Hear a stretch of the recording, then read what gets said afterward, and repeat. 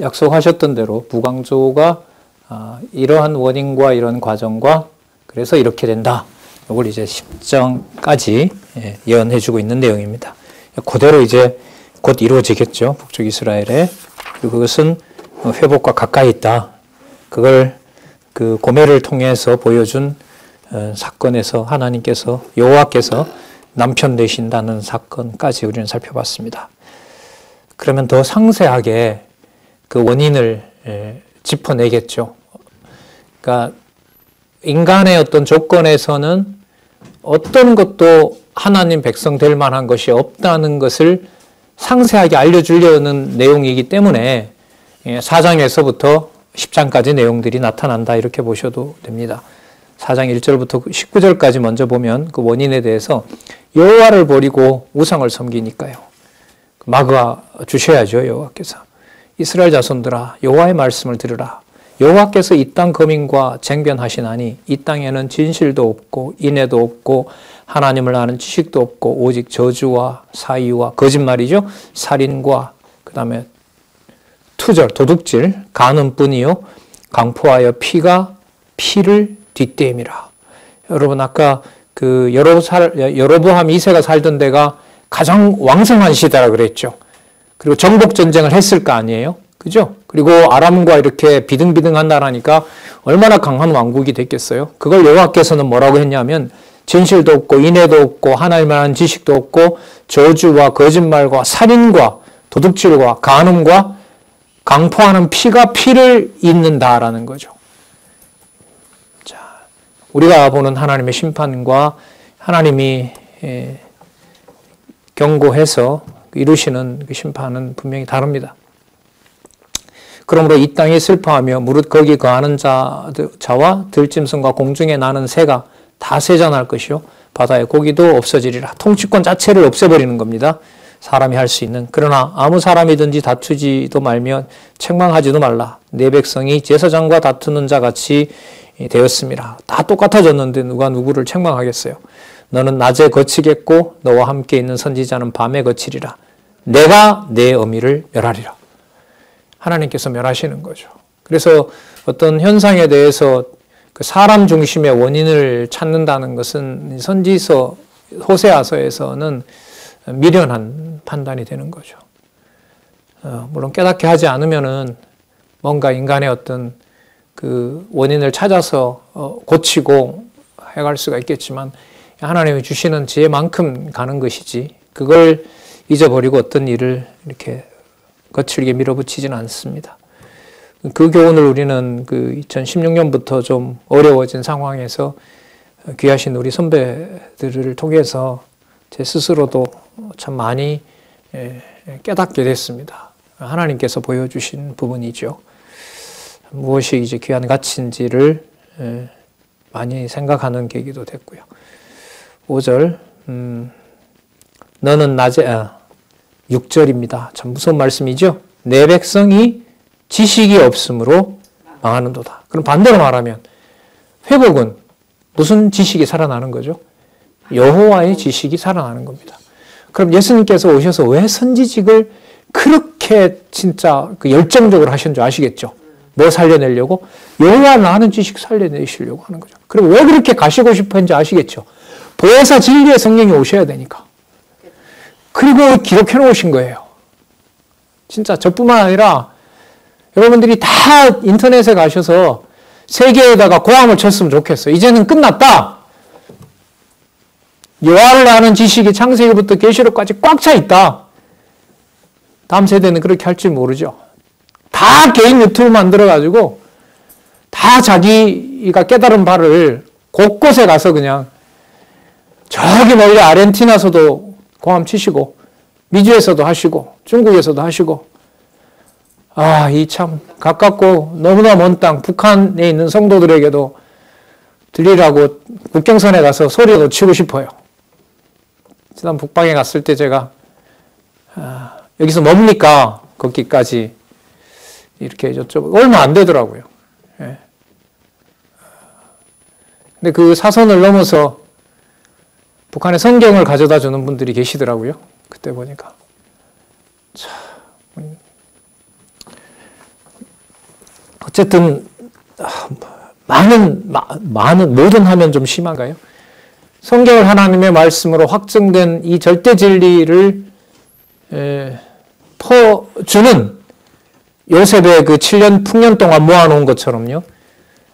그게 제가 볼 때 다 됐는데 하나님이 조절하시나요? 10년 전에 이곳에서 했잖아요. 인도 목사님들, 조선족 목사님들, 중국 목사님들, 세계의 캐나다의 신학자, 여기서 이들이 했었거든요. 그때 몇몇 사람만 했죠. 몇몇 사람 중심의 행사였죠.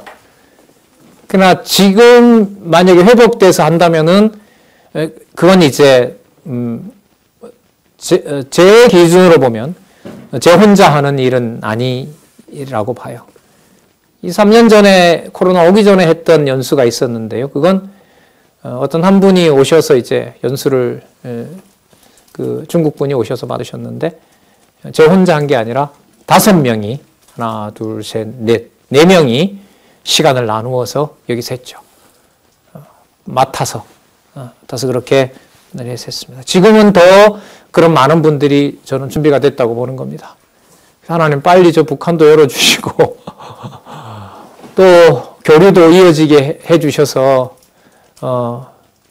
준비된 거 다 퍼줄 수 있게 해주십시오. 자,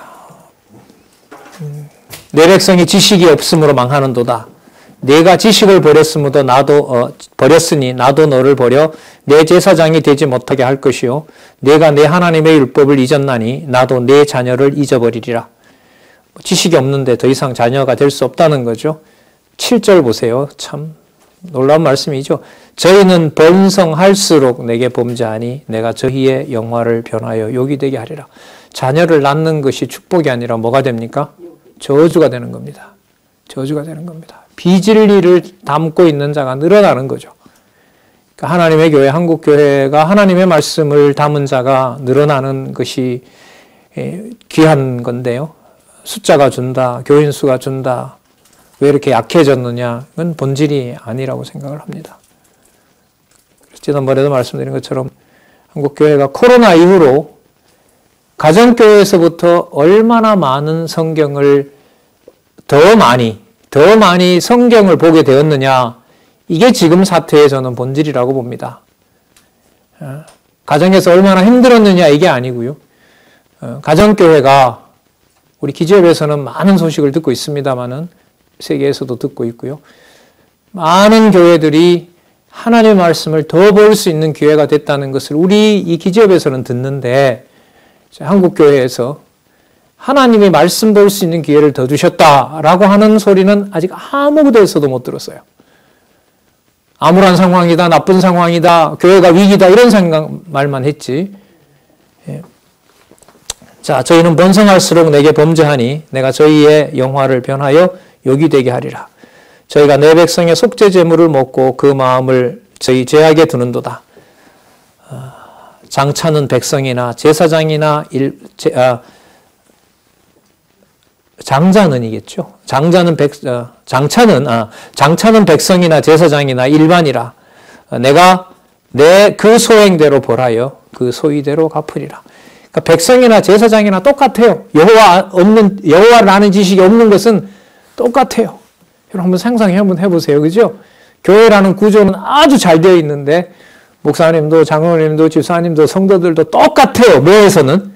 여호와를 아는 데서는 똑같아요. 다 몰라요. 참 끔찍하죠. 하나님의 무서운 진노죠.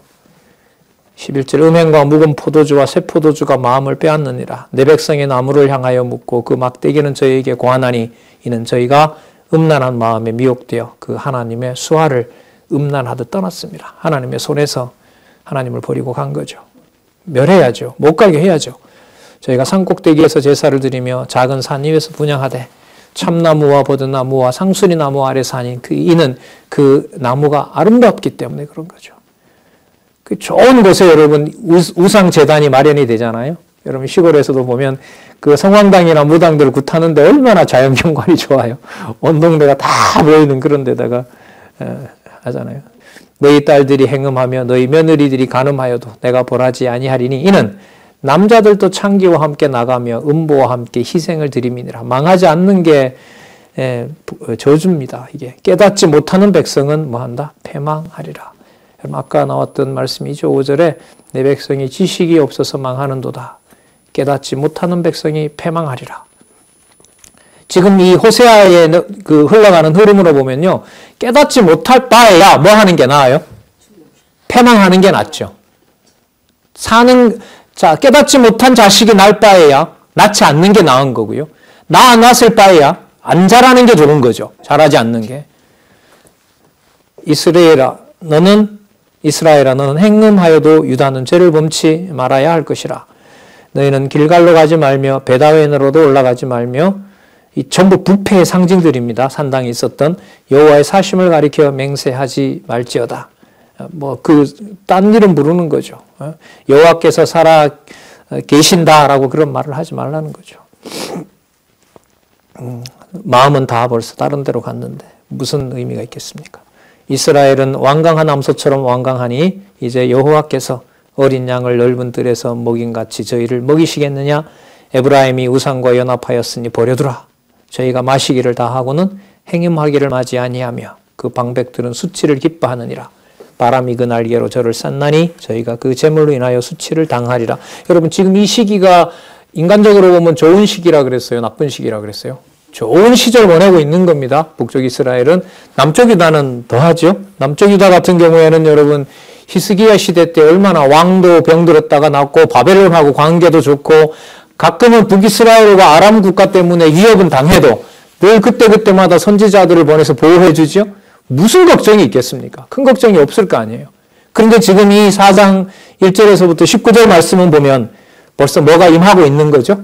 편안하다고 보이는 시대지만 심판이 임하고 있는 거잖아요. 참 시대를 읽어낼 수 있는 지혜는 성경이 아니면 불가능해요. 진단을 할 수가 없잖아요. 이게 지금 병에 걸린 건지 아닌지 알 수가 없잖아요. 그런데 우리는 분명히 알 수 있죠. 하나님의 말씀이 전파되지 않으면 하나님의 말씀을 듣고 깨닫지 못하면은 아까 패망하는 것이 이미 임했다는 사실을 알 수가 있잖아요. 자, 그래서 이스라엘과 유다 모두 여호와께서 멸하심으로 여호와를 찾게 하시게 됐다는 얘기를 합니다. 이게 바로 아까 패망과 회복을 미리 말씀하시는 거니까요. 그래서 돌아오지 않고 아수르 왕을 의지하기 때문에 멸망할 것을 예언합니다. 자, 제사장들아 이를 들으라. 이스라엘 족속들아 깨달으라. 왕족들아 귀를 기울이라. 너희에게 심판이 있나니 너희가 미스바에서 올무가 되며 다볼리에서 친 그물이 됨이라. 여러분 이게 요단강 동쪽 서쪽 전부 다예요. 그러니까 온 땅을 말한다고 보시면 돼요.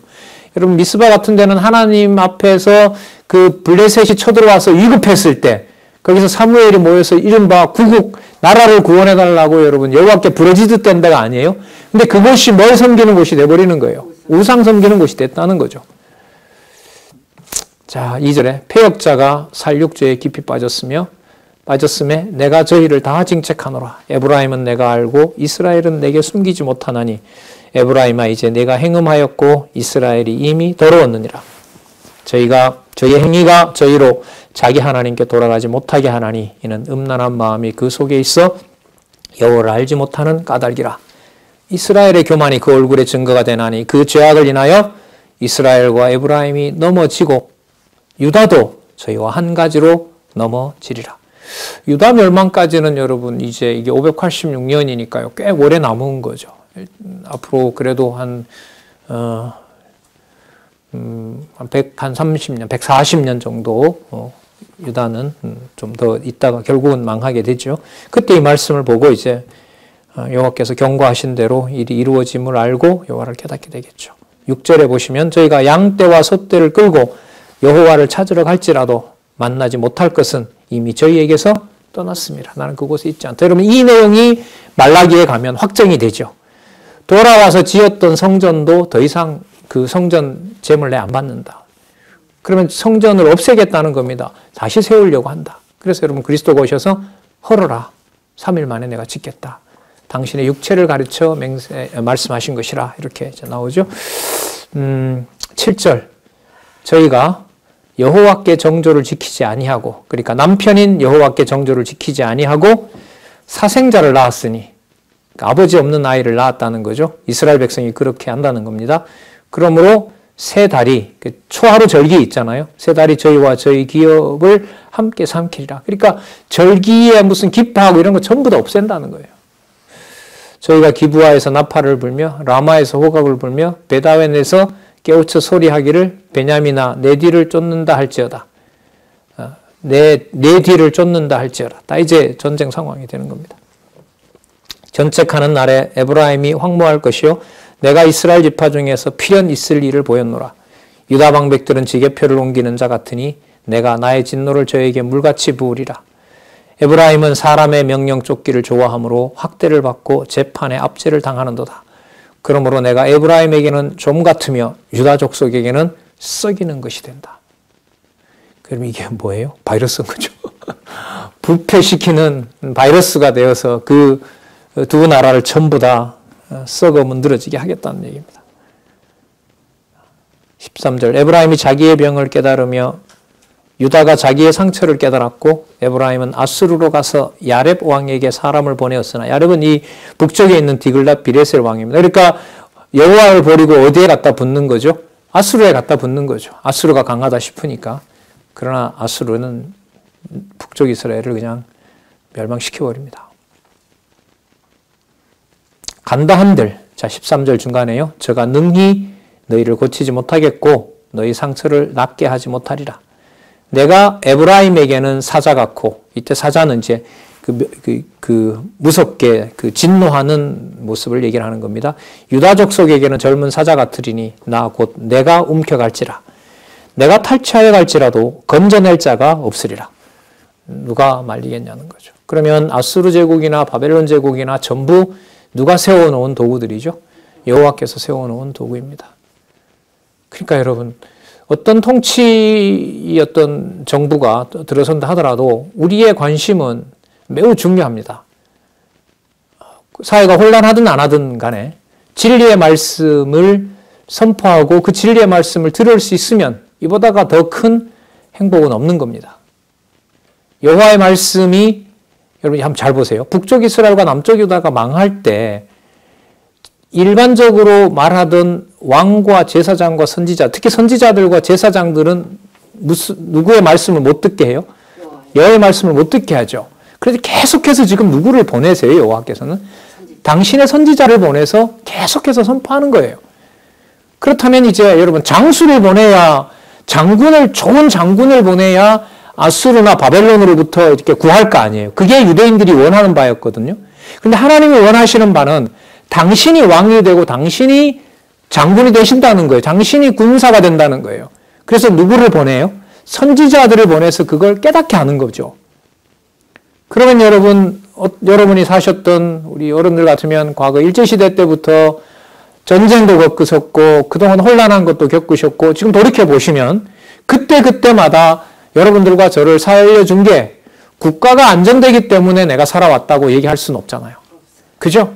하나님의 말씀이 그때마다 어떤 경우에라도 진리를 들을 수 있는 여건을 마련해 주셨다는 것이 감사한 거죠. 저는 이게 남의 얘기가 아니라 저한테는 요즘 더더욱 더 그런 것 같아요. 철나면서 사회가 눈에 보이고 국가가 눈에 보이면서 알던 역사를 그 대학 도서관에서 이제 읽어 나가는데 막 분통이 치밀어서 도저히 못 앉아 있는 거예요. 차라리 이건 모르는 게 나았다라고 할 정도로. 자, 그렇게 이제 해서 이제 성경에 나타난 살아계신 역사의 주관자 하나님을 공부해 나가는 아주 중요한 계기가 이제 됐는데요. 지금 여기에도 보시면은 하나님께서 다 쓸어버려요. 그리고 딱 남겨놔요. 진리를 전하고 진리를 전포하는. 그래서 여러분 6명 보다가는 12명 보내는 게 좋은 거죠. 한 사람 보내는 것보다 대선지자 4명을 하루만 보내는 것이 아니라 60여 년 동안 보내는 게 좋은 거죠. 진리의 말씀이 여러분 1, 2년 그냥 선포되고 마는 게 아니라 40년 말씀운동의 역사가 지속되는 게 너무너무 좋은 거죠. 그리고 모든 준비가 됐고, 여러분 이번 주 목요일 날 이제 저희 말씀을 가져가서 신학대학원을 운영한다는 개원식을 이번 주 목요일에 한다 그러거든요. 저희들하고는 모든 것은 상관이 없어요. 단 하나, 그분들 얘기가 성경신학의 과정을 이수하지 않으면 우리는 졸업장을 안 주겠다. 말로는 그래 약속을 했는데 모르죠. 뭐 하나님께서 선한 도구로 쓸지 또 다른 또 한국 교회의 어떤 뭐라 그럽니까? 또 그 신학 교육에 또 뭐가 될지 그건 저도 모르겠습니다만은 분명한 사실은 성경 신학이 이 시대의 대안이다라는 것을 원로들 수십 명이 일단은 공식적으로 기자들을 모아놓고 방송사에 한국 교회에 선포하시겠다는 겁니다. 우리와 무관합니다. 어떤 관계도 없어요. 뭐 어떤 여러 일로 본다라면 단지 이제 인간적인 관계로 보면 그렇지만 진리의 말씀으로 보면 성령께서 놀라운 감동으로 그 일이 순수하게 복음만 전하는 그런 기관이 되기를 저는 간절히 바랍니다. 자, 13절 에브라임이 자기의 병을 깨달으며 했고요.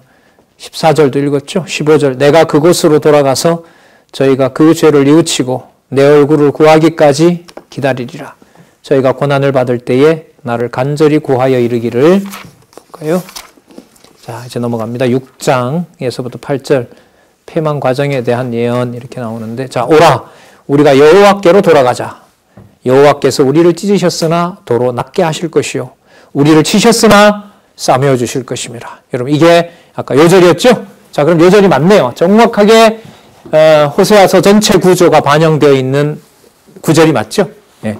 공부를 제대로 하게 되면 요절이 요절로서 눈에 들어오는 겁니다. 아, 여기에 이렇게 나왔는구나. 요절이 나올 때마다 요절에다가 다 동그라미 해놓으셨으리라고 믿고요. 아, 그래서 이것이 요절이 맞구나. 이런 걸 확인을 꼭 하시겠으면 좋겠습니다. 2절 여호와께서 이틀 후에 우리를 살리시며 제3일에 우리를 일으키시리니 그 날짜가 멀지 않다는 거예요. 이게 100년 후, 200년 후잖아요. 그러나 그 시간이 그렇게 멀지 않은 거예요. 어떤 의미냐면 100년 동안 우리가 당해야 되잖아요 라는 건데 2, 3일이라는 거예요. 여호와께서는. 무슨 기간으로 보면 짧을까요? 여호와를 깨닫는 기간으로 보면 아쉬운 거죠. 무슨 말이냐면요. 여호와를 깨닫는 기간이 여러분 이틀이면 좋아요? 100일이면 좋아요? 100일이면 좋죠. 그렇잖아요. 여호와를 깨닫는 기간이. 그런데 전쟁은 100일로 끝나는 게 좋아요? 하루 만에 끝나는 게 좋아요? 하루에 끝나는 게 좋잖아요. 이게 우리 생각인 거예요. 근데 여호와께서는 어떻게 해요? 100년 동안 괴로움을 주면서 그게 이틀밖에 안 된다는 거예요. 누구를 깨닫는데? 여호와를 깨닫는데. 그러면 전쟁의 기간은 늘어야 돼요? 줄어야 돼요? 늘어나는 게 좋은 거죠. 누구를 깨달을 수 있는 기간이라면. 여호와를 깨닫는 데는 참 이게 말이 안 되는 것 같은데 정확한 이게 시간 해석인 거죠. 그러니까 중심에 여호와의 진리를 깨닫게 되느냐 못 깨닫게 되느냐 이게 본질인 거죠. 맞지 않습니다. 여러 시간이나 어떤 그 공간에 일어나는 상황이나 어떤 것이 좋은 것이고 나쁜 것이고 다 선지서에서는 다 이제 허물어져요. 오직 여호와 기준으로 볼 때만 가능합니다. 3절 그래서 이런 말씀 나오죠. 그러므로 우리가 여호와를 알자. 힘써 여호와를 알자. 그의 나오심은 새벽빛같이 일정하니 비와 같이 땅을 적시는 늦은 비와 같이 우리에게 임하시리라 하리라. 에브라임아 내가 내게 어떻게 하랴. 유다야 내가 내게 어떻게 하랴. 아까 그런 말씀 드렸죠. 마치 여호와께서 부모가 되어서 할아버지 할머니가 되어서 통탄을 하는 거예요. 자녀와 손자 손녀에게. 그런 이 상황이에요. 그러므로 내가 선지자들로 저희를 치고 내 입의 말로 저희를 죽였노니 내 심판은 바라는 빛과 같으니라. 여러분 예레미야에 보면 거짓 말하는 선지자를 그 자리에서 죽여버리죠. 예. 나는 인애를 원하고 제사를 원치 아니하며 번제보다 잘 보세요. 하나님을 아는 것을 원하노라. 끝났어요. 소선지서는 패망케 하고 회복케 한다는 것이 왜 공백이 없어지느냐? 패망할 때도 그렇고 회복할 때도 그렇고 누구를 깨닫지 못하면 다 아무것도 아니에요. 여호와를 깨닫지 못하면 아무것도 아니에요. 그러나 패망도 여호와께서 하시는 거고 회복도 여호와께서 하신다는 것을 깨닫게 되면 하나님을 아는 것으로 충만하기 때문에 그게 바로 회복의 본질이에요. 그래서 이걸 보면은요, 그리스도께서 오셔서 왜 3직 중에 제일 먼저 무슨 직을? 선지자직을 수행하는지가 몸으로 와닿아요. 이 말씀이 무엇인지 어떻게 알겠어요, 유대인들이. 이 말씀을 선포하면서 그 바로 선포하는 선지자들이 얘기하는 왕이 나고 그 왕이기 때문에 내가 다른 왕들은 군림하지만 그 미가서의 약속대로 나귀를 타고 내가 낮은 자리에 가서 백성을 위해 몸을 던지는 그런 선한 목자가 된다라는 것을 확증해 준다는 것을 이해할 수 있어요. 저희는 자 여기 잘 보시기 바랍니다. 다 엎어버려요. 인류 역사 전체를 문제 삼아버립니다. 저희는 아담처럼 언약을 어기고 여러분 다윗처럼 언약을 어기고 솔로몬처럼 언약을 어기고 이러면 안 됩니까? 그렇게 해도 돼요. 맞죠? 그런데 누가 소환이 돼요? 아담처럼 그때부터 전부 다 그 후손이라는 거예요. 뭐한 언약을 어긴 아담의 후손이라는 거예요. 답 나왔죠. 근데 우리는 이미 역대기 1장 1절에서 다윗 왕조를 존속시키는 어떤 아담을 봤어요? 여호와의 통치를 이어가는 아담의 의미를 역대기 1장 1절에서 읽었습니다. 자, 그 부분을 읽어 나갈 때 구분을 해야겠죠. 여기서는 버리는 카드로 아브라함인 거예요. 더 이상 이제는 인류로서 생존한다는 것은 아브라함이든 아니 남유다든 북이스라엘이든 뭐 바벨론 제국의 백성이든 간에 아무런 의미가 없어요. 하나님을 아는 자가 아무것도 없다는 거죠. 아무도 없다는 거예요. 회복해 주셔야만 됩니다. 아담처럼 언약을 어기고 거기서 내게 패역을 행하였느니라.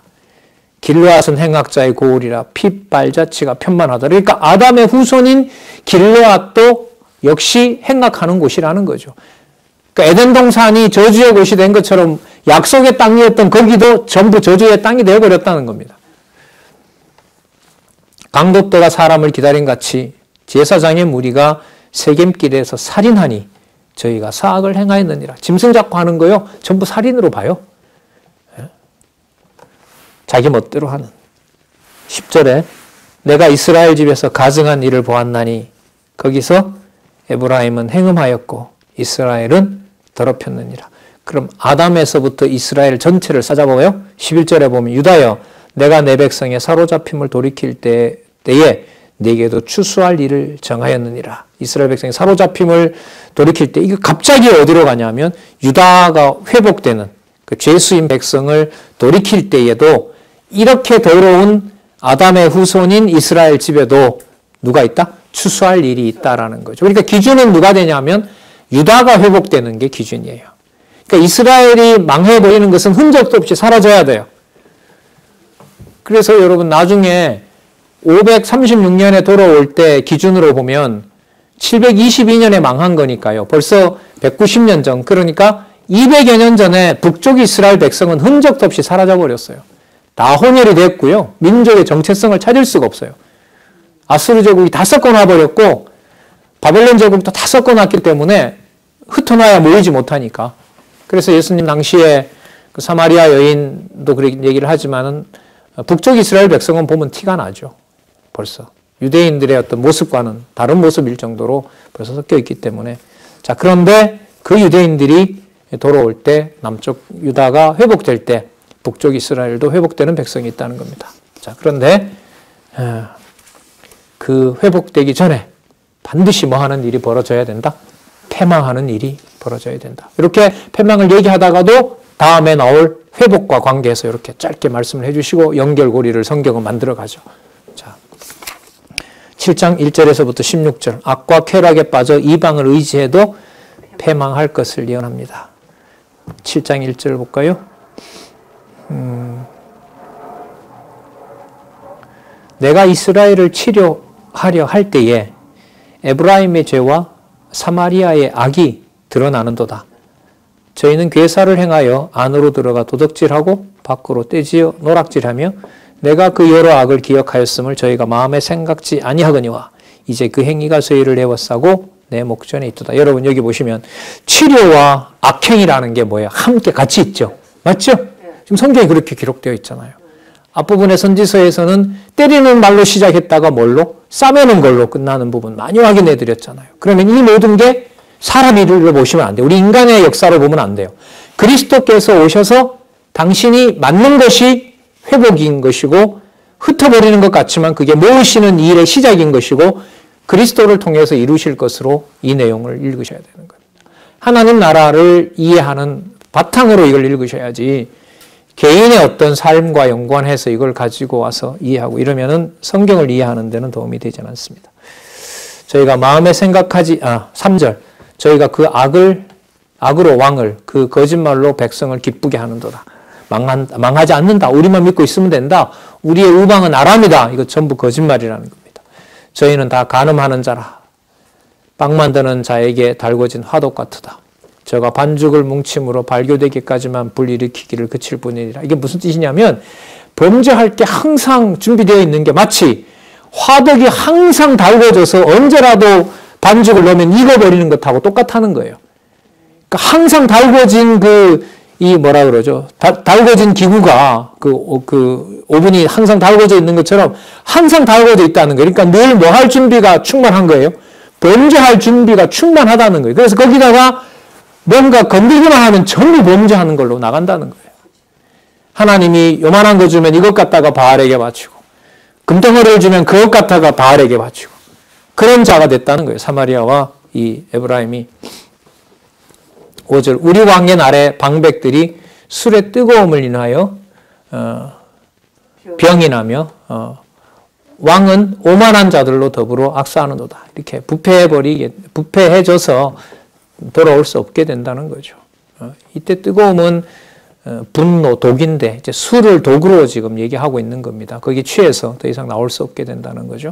저희는 엎드려 기다릴 때 그 마음을 화덕같이 예비하니 마치 빵 만드는 자가 밤새도록 자고 아침에 피우는 불에 일어나는 것 같으다.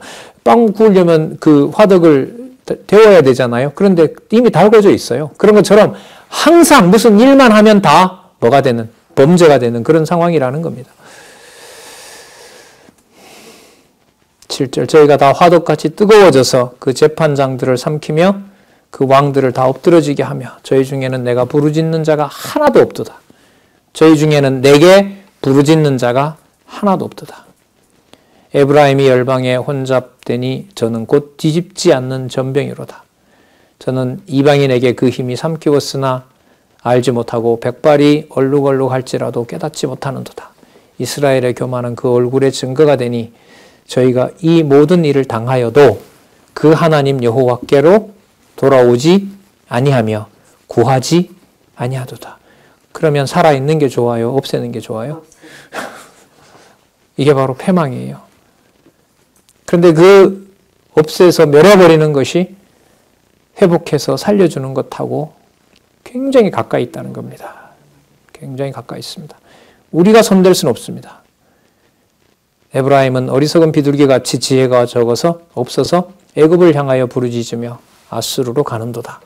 저희가 갈 때에 내가 나의 그물을 그 위에 쳐서 공중의 새처럼 떨어뜨리고 전에 그 공회에 들려준 대로 저희를 징계하리라. 그 율법을 선포했죠. 그것처럼 다 멸해버린다는 겁니다. 화 있을진저 저희가 나를 떠나 그릇 같습니다. 패망할진저 저희가 내게 범죄했습니다. 내가 저희를 구속하려 하나 저희가 나를 거스려 거짓을 말하고 성심으로 나를 부르지 아니하며 오직 침상에서 슬피 부르짖으며 곡식과 새 포도주를 인하여 모이지만 나를 거역합니다. 곡식과 포도주 달라고 아우성을 치지만 뭐 하는 거예요? 마음은 나를 거역해요. 여러분 이런 거 있잖아요. 왜 그 예레미야에 보면 하도 다급하니까 예레미야 선지자를 불러요. 그리고 뭐라고 하냐면 이제 3차 침략이 끝났을 때요. 얼마나 이제 위험한 그 상황이에요. 뭐라고만 얘기하면 다 듣겠다. 그 백성들이 급하니까. 그런데 정작 예레미야가 애굽으로 가지 말라 이러니 그 말을 들어요? 안 들어요? 안 들어요. 이게 하나님께서 진노 아래 두는 백성이에요. 우리는 다급해서 누군가가 이렇게 하세요라고 하면 그 사람 말을 다 따르는 걸로 알잖아요, 인간들은. 그러나 하나님을 섬기는 일은 그렇지가 않아요. 죽어가는데도 살릴 방법을 알려주면 그건 아니지 이렇게 얘기해버리는 거예요. 그런 지경으로 버린다는 거예요, 이 북이스라엘을. 15절 그러니까 아까 곡식과 새 포도주를 인하여 모입니다. 곡식과 새 포도주를 먹으려고 와요. 그런데 이거 가지고 여호와에게 경배부터 해지라고 하면 그럴 수는 없지. 이렇게 된다는 거예요. 진짜 여러분 무서운 진노 아니에요? 15절 내가 저희 팔을 연습시켜 강건케 하였으나 저희는 내게 대하여 악을 꾀하는도다. 저희가 돌아오나 높으신 자에게로 돌아오지 아니하니 속이는 활과 같으며 방백들은 그 혀의 거친 말로 인하여 칼에 엎드러지리니 이것이 애굽 땅에서 조롱거리가 되리라. 자, 그래서 이스라엘은 우상 숭배와 죄악으로 망하고 남쪽 유다도 그렇게 된다는 것을 미리 알려줍니다. 그러니까 여러분 상황이 마치 아침에 만나 먹고요, 오후에 가서 우상 섬긴다고 보시면 돼요. 그런 상황이 재현되는 거예요. 메추라기 먹고 어디로 가는 거죠? 산당으로 간다. 지금 이런 상황이라고 보시면 돼요. 8장 1절에서부터 14절 언약을 어겨 우상을 섬기다 열방에 삼킬 것을 예언합니다. 자, 8절 볼까요? 나팔을 내 입에 댈지어다. 대적이 독수리처럼 여호와의 집에 덧치리니 이때 이건 북이스라엘입니다. 이는 무리가 내 언약을 어기며 내 율법을 범함이로다. 저희가 장차 내게 부르짖기를 나의 하나님이여 우리 이스라엘이 주를 아나이다 하리라. 그런데 정당성이 없어요. 이건 이스라엘이 이미 선을 실어버렸으니 대적이 저를 따를 것이라. 여러분 왜 이렇게 상세하게 호세아를 통해서 알려줄까요? 그냥 확 멸망시키면 안 돼요. 왜요? 회복 때문에 그래요. 회복 때문에. 그러니까 망하게 한 것이 누구다는 거예요? 여호와께서 섭리하셨다는 거죠.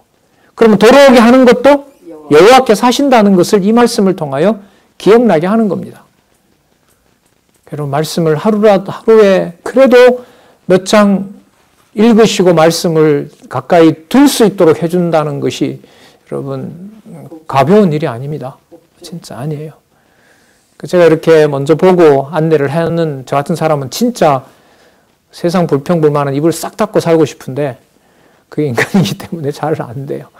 받은 바 상황이 어떤 여건이 얼마나 좋은지 이렇게까지 여러분들에게 고백을 하면서도 진짜 제 마음대로는 안 돼요. 왜? 말씀의 주인이 인간이 아니기 때문에요. 그냥 간절하고 유지시켜주기를 또 유지시켜주면 너무너무 감사한 마음으로 사는 것밖에 없겠죠. 4절 저희가 왕들을 세웠으나 내게서 말미암지 아니하였고 자, 이제 정당성이 없어요. 저희가 방백을 세웠으나 내가 모르는 바고 나 그거 모른다. 저희가 또 그 은금으로 자기를 위하여 우상을 만들었나니 파멸을 이루리라. 그래서 말라기에 가면 제사도 가져오지 마라. 재물도 가져오지 마라. 그것도 나 모른다. 내 거 아니다. 성전에 가져왔는데 그래 오지 마라. 닫아라 차라리 문을 이렇게 나오는 거죠. 그럼 여러분 아담에서부터 아까 거론이 됐으니까요. 세상 천지 사람이나 만물이나 어떤 것도 깨끗한 것이 있어요? 없어요? 없어요. 만물을 회복시킬 자가 와야 돼요. 그게 바로 메시아가 오시는 거죠. 메시아가 오셔야만 이게 회복될 수가 있는 거예요.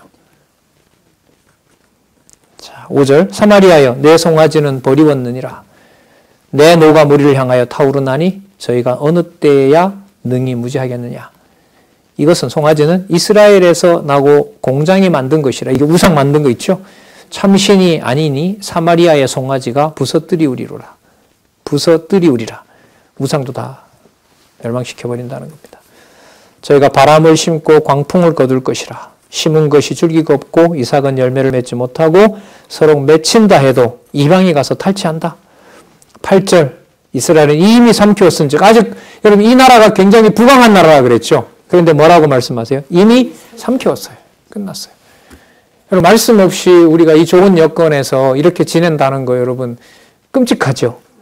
이 호세아 말씀을 보니까 반대로 보면 여러 가지 좀 불편한 것이 있다 하더라도 진리의 말씀을 이렇게라도 선후배들이 함께 지닌다는 것은 더할 나위 없이 비교할 수 없는 절대적인 어떤 행복인 거죠. 이제 열국 가운데 있는 것이 기뻐하지 아니하는 그릇 같도다. 저희가 홀로 처한 들나귀처럼 아수르로 갔고 에브라임이 값주고 연애하는 자들을 얻었도다. 여러분 이 창기들은 와서 이제 화대라도 받지. 그런데 이스라엘이 너무 더러우니까 누구도 놓지 않으려고 하는 거예요. 그러니까 뭐라고 해요? 돈 줄 테니까, 금은 보화를 줄 테니까 와서 나랑 같이 우상을 섬기자. 사람들은 야, 여호와가 저렇게 돌봐줬는데도 여호와를 버리냐? 내가 이방신을 섬기는 이방인이 보더라도 너는 너무 더럽다. 그래, 안 오려고 한다는 지경인 거예요. 그럼 이건 도저히 세상에 살려둘 수가 더 이상 산다는 것이 뭐가 되니까 저주가 되는 거죠. 없애야죠. 없애야 돼요.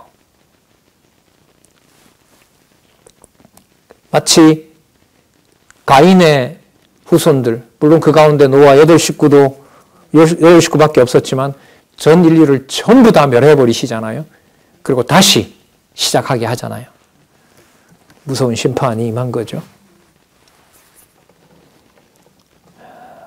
10절에 보시면 저희가 열방 사람에게 값을 주었을지라도 이제 내가 하나님께서 저희를 열방을 모으리니 저희가 모든 방백에, 열방의 방백이겠죠. 열방의 방백에 임금이 지워준 짐을 인하여 세하기 시작하리라. 그러니까 와서 연애하자고 했던 그 열방이 와서 그들이 같이 놀아줄 줄 알았는데 그들이 뭐가 된다는 거죠?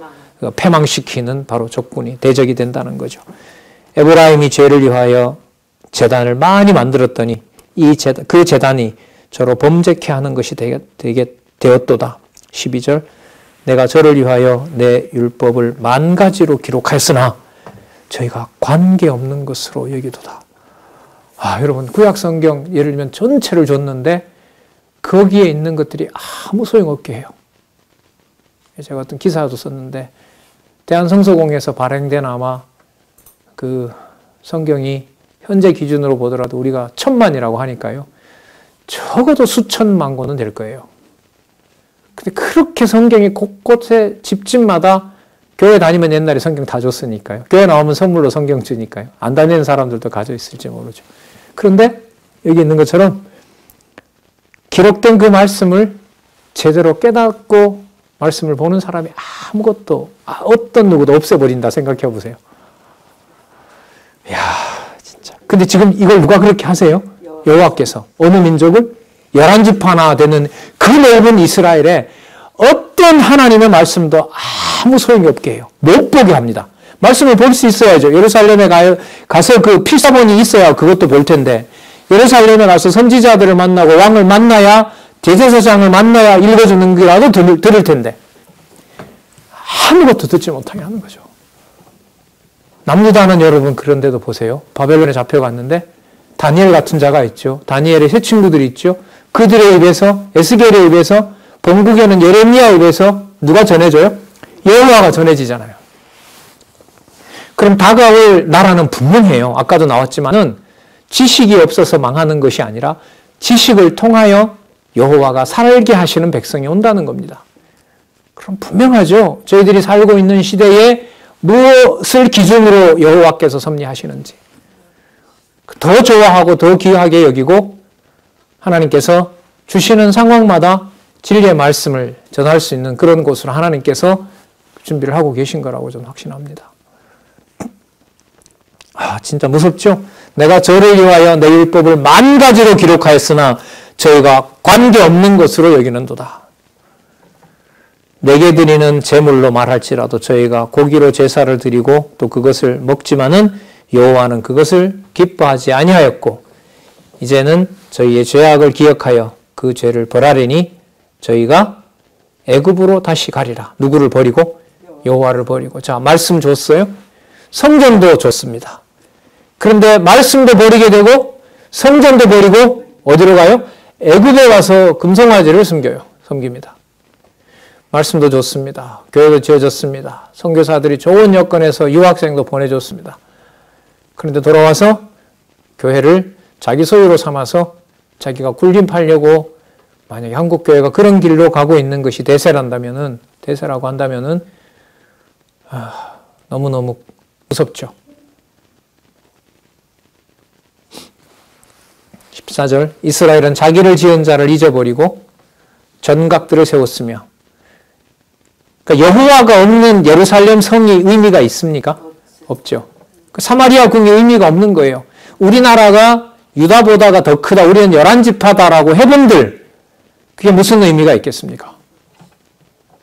그러니까 참 많은 생각을 여러분들도 하실 텐데 몇 년 동안 겪고 있는 이 일 속에서 진리의 말씀을 선명하게 이렇게 전할 수 있는 기회가 계속됐고요.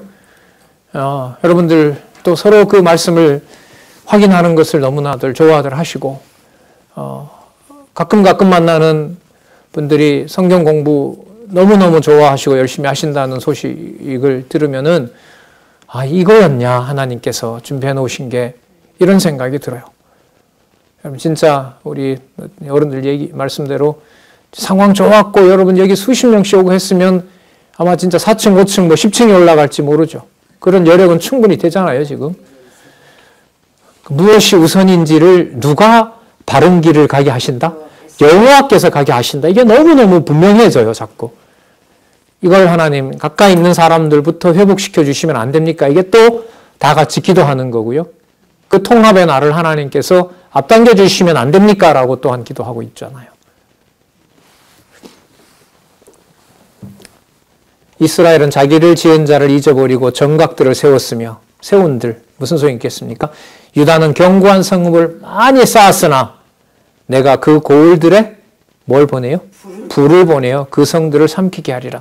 여러분 여호와가 없는 성은 두는 게 좋아요? 빨리 망하는 게 좋아요? 빨리 망해야 누구에게로 빨리 와요? 여호와께로 빨리 오는 거죠. 빨리 망하는 게 좋다. 여러분 이 말을 어떻게 맥락과 상관없이 막 함부로 할 수가 있겠어요? 그러나 지금 이 흐름으로 보면 분명하잖아요. 여호와께서 인정하지 않는 성과 성전은 하루아침에 망하고 3일에 세워주시는 그리스도의 영원한 나라와 영원한 성전이 더 비교할 수 없이 좋은 거죠.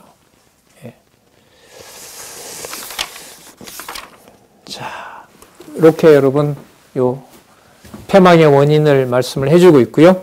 그 다음에 패망의 과정에 대한 예언을 8장까지. 자, 8장 마지막 절의 결론 부분에서는 여호와가 없는 성전과 여호와가 없는 성전이므로 빨리 뭐 하는 게 좋다? 빨리 닫아버리는 게 좋다. 그래서 여러분 9장에서부터 10장에 가면 그것을 어떻게 닫아버리는 결과까지 이미 다 얘기해 주세요. 그것까지. 방법뿐만 아니라 앞으로 어떻게 된다는 것까지 상세하게 다 알려줍니다. 그리고 이제 무슨 내용으로 넘어가냐 하면 이제 11장에 가면 패망에 대한 예언이 아니라 자 여기서 얘기했던 뭐죠? 회복에 대한 내용으로 10장, 11장, 12장, 13장, 14장 그렇게 연결이 됩니다. 소선지서, 대선지서와 연결하셔서 이번 기회를 통해서요. 여러분 풍부하게 명확하게 한번 읽으시고 확인하시고 잊어버리는 것과 그것도 모르는 거겠지만 정보가 기억이 안 나니까 그럴 수도 있겠지만 읽고 다 잊어버린 것과 아예 보지 않는 것은 제가 볼 때 차이가 많은 것 같아요. 엄청 질적인 차이가 있습니다. 여러분 아주 좋은 거 먹고 세월이 흘려서 그 맛이 어떤 거였더라라는 것하고요.